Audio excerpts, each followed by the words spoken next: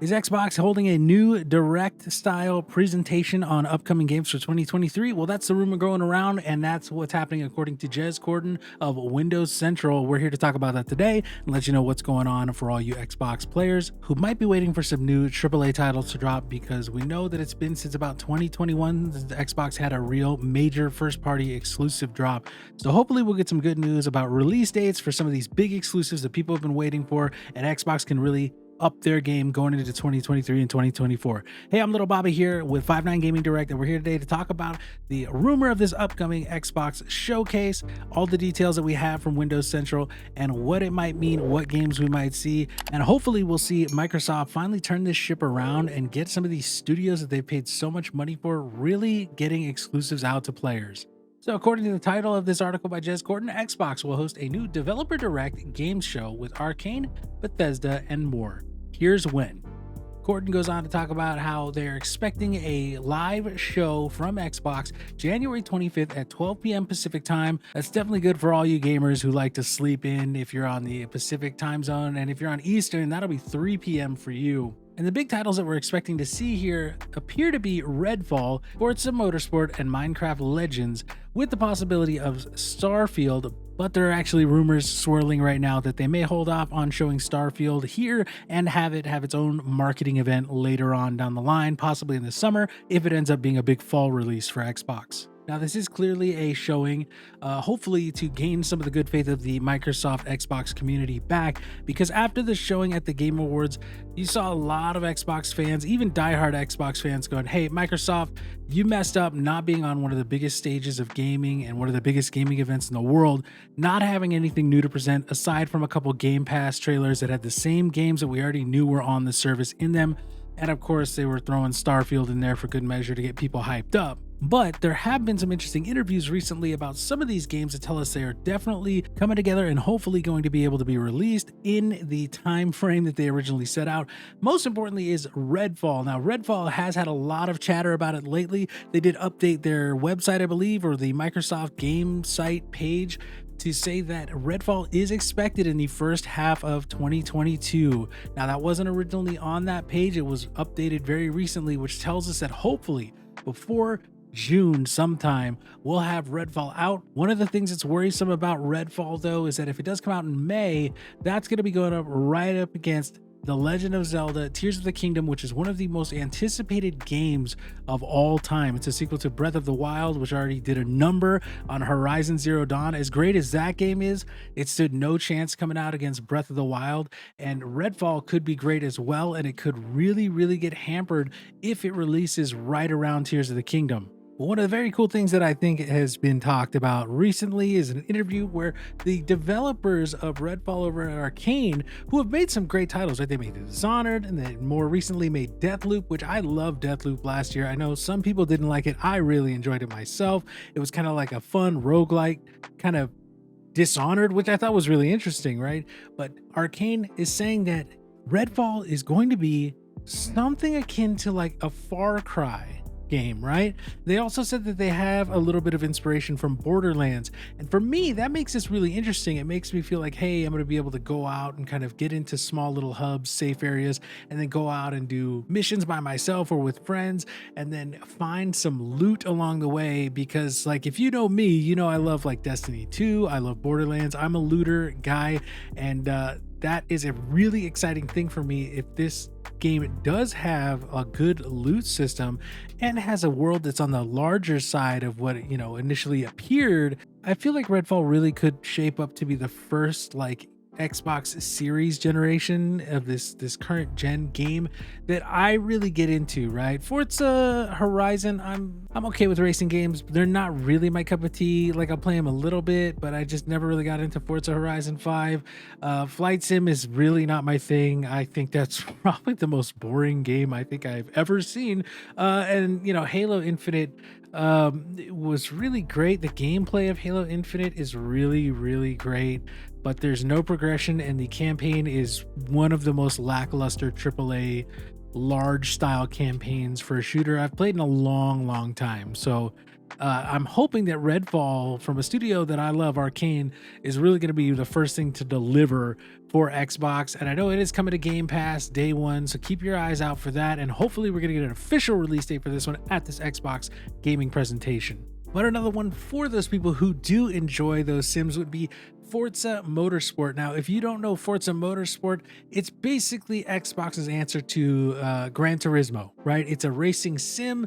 It's more realistic. The physics are more grounded than something like Forza Horizon, where it's kind of arcadey Need for Speed style. Forza Motorsport is that realistic, hey, you tune up your cars, you really focus on the little nuances to make your car race better and better, and you really have to focus on your skills as a racer. There's been a lot of chatter about this one. I don't think we have a official even release window aside from 2023, which is sometime in the next 12 months. So hopefully they can at least narrow that down for those of you who might be interested in picking that one up. And again, all of these first party titles are supposed to come to Game Pass day one. We have heard rumors that they might be changing up Game Pass, so we'll have to see how that goes. I don't think they're going to have it that anyone who's already on with Game Pass is going to lose access to first-party titles, but if you're someone who's new and they do go ahead with that rumored lower cost Game Pass, you may not have access to the first-party titles if you do decide to go for a lower cost version of Xbox Game Pass that might cost you $3 to $5 a month. And we did a video a little while ago talking about that, so I'll link that up in the top right-hand corner. You can click that if you want to know more information.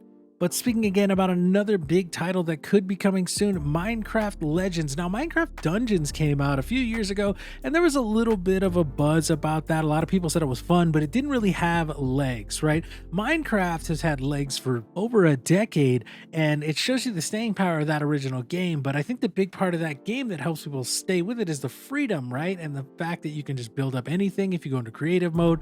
Minecraft Dungeons doesn't really have that. Minecraft Legends is shaping up to be like an action RPG, so it's not going to have that either, but hopefully this one can make a little bit bigger of an impression than Minecraft Dungeons.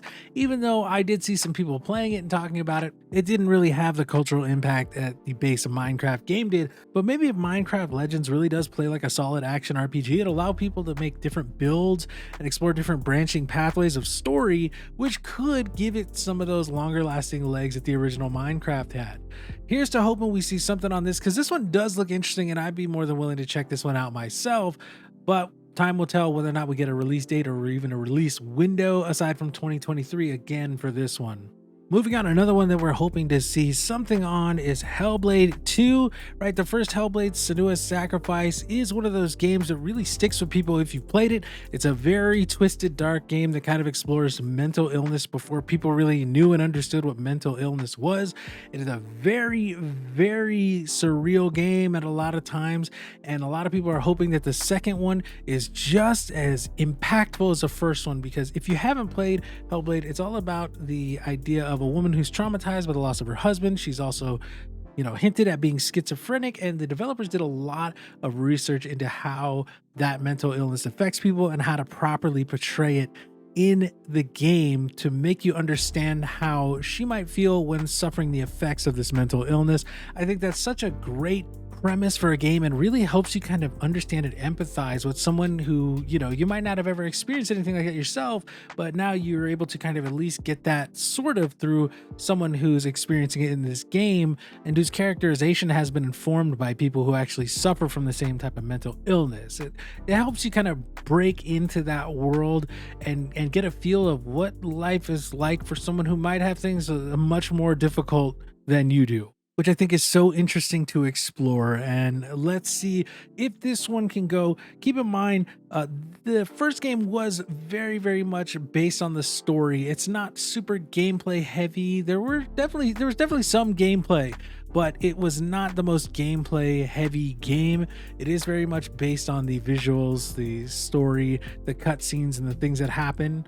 But still, it's going to be really cool to see a sequel to this one, and hopefully we get more information on that this coming year, because that first trailer really did look incredible. And finally, we have to talk about it because even though it's rumored that it might not be there, Starfield is the obvious big boy in Microsoft's corner right now. Microsoft has basically been putting all their marketing on Starfield, unfortunately, kind of to the shortcomings of something like Redfall that's coming out more immediately, right? I've seen a lot of Game Pass ads and almost all of them will have Starfield in it. And I'd say maybe 60% of them have Redfall in it. So it kind of shows you that even though Redfall is much closer to being done, it's being done by, a studio that's made some great games in the past. Microsoft knows that Bethesda name and that Starfield name is carrying a lot of weight for them right now. Hopefully we can at least get some idea of what's happening with Starfield when this presentation comes around. Even if they don't have anything to say, they could say, hey, we know you're excited about Starfield. You want to know what's going on. Well, hey, we're going to be having a thing in June, and that's going to let you know exactly the release date that's coming for Starfield. If they can do something like that, I feel like a lot of people's fears are going to be allayed. So hopefully Microsoft has something to say about Starfield, even if it isn't the exact release date, even if it isn't like what we want to see. Everyone wants to see the release date. We want to know that this game is not going to be delayed again. We want to know that it's coming out when they said it was going to come out. Remember, it was something like May or June last year where Xbox did the big kind of direct thing that said, these are the games coming out in the next 12 months. And Starfield was on that list. And since then, I think we've seen one small gameplay trailer for it that did not look too hot. In my opinion, there was a lot of like frame rate stuff. The combat looked a little janky, right? Remember, Bethesda combat has never been the best. That's why like VATS existed, because they knew their combat wasn't the best. So they give you something to help you out in VATS. And the more we're able to see of Starfield, and the more we're able to know that Starfield is still in a place where it's going to be able to come out this year, I think, the better, right? Most people, if you're an Xbox fan and you bought into this ecosystem knowing like, hey, Starfield is coming and that's what I'm here for, at this point, like if you don't hear something concrete about Starfield at this next presentation, I'm going to be really worried personally. Now, like Starfield isn't the be all end all to me, right? I can take or leave Bethesda games personally. Not that they're bad, but they're not my favorite games ever. However, a lot of people do really love Bethesda games. I know so many people who say Skyrim is their favorite game they've ever played. I had a coworker who said he had put something like 2,700 hours on one Skyrim file, and he had been playing it on his original Xbox 360 since it came out. And this was as recently as 2 years ago. He said, oh yeah, I'm still just playing Skyrim, same game, same file. That's the game I play. So Bethesda games have that staying power with some people, and that's why so many people are excited for Starfield. So hopefully we can get something, even if it's just an announcement of, hey, we hear you, we know you want to know about Starfield. We're gonna have a big thing that's just dedicated to Starfield in May and June. You say that and people go, okay, Starfield's gonna be fine, right? There's not gonna be a huge collapse of Starfield, and Microsoft has that confidence to let us know that, hey, we hear you and we know you want Starfield. Here's when we're gonna tell you exactly what's going on with it. Aside from that, we do know that we still have some other indies that are going to be coming to Game Pass, and I think they are coming to other platforms as well.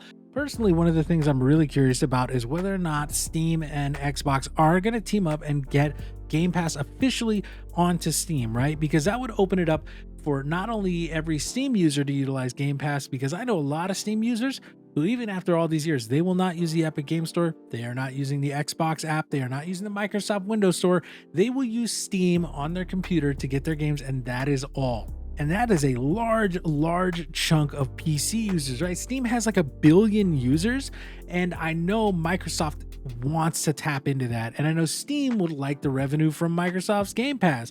So for them, it would be a win-win to get the service onto Steam, right? Microsoft gets that exposure to 1 billion PC players. Steam gets that revenue from everyone who signs up through Steam for Game Pass. And, hopefully we can see it move over to the Steam Deck as well for those people who do own a Steam Deck. And if you own a Steam Deck and you can get Game Pass, that's a whole new way to play, because as long as you have internet, you can download those games and you can play them anywhere you go. That seems like a great value proposition. And again, I know I have been somewhat negative on Game Pass in the past.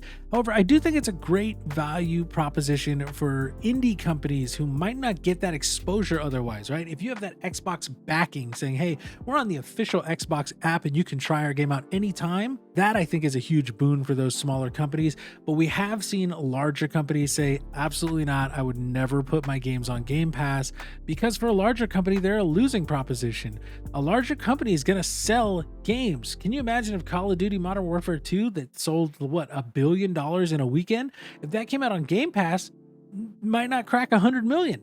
And that's a lot of money to put in, right? probably put in 300 to 500 million into Modern Warfare 2 to get only 100 million back from full sales, plus maybe 100 million from Microsoft for putting on Game Pass. But even then, they're still losing money because a large chunk of those Game Pass subscribers are not going to buy.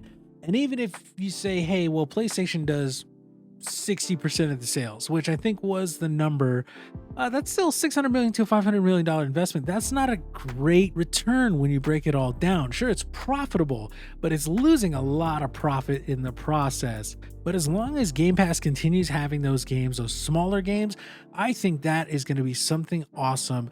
And I would not personally blame Microsoft at all if they said, hey, straight up, putting our biggest titles on Game Pass day and date is a mistake that we made.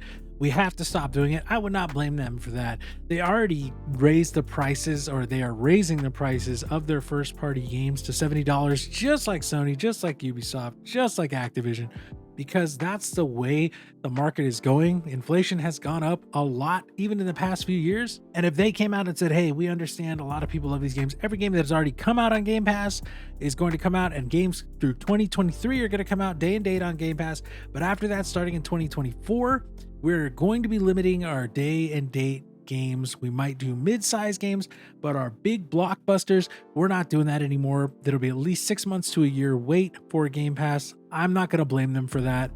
I understand it, and I know a lot of people would be upset, but you also have to understand that if you want Microsoft to succeed, they do have to make money. So take that how you will. But what are you most excited about from this Microsoft Direct that's rumored to be happening in just a few weeks?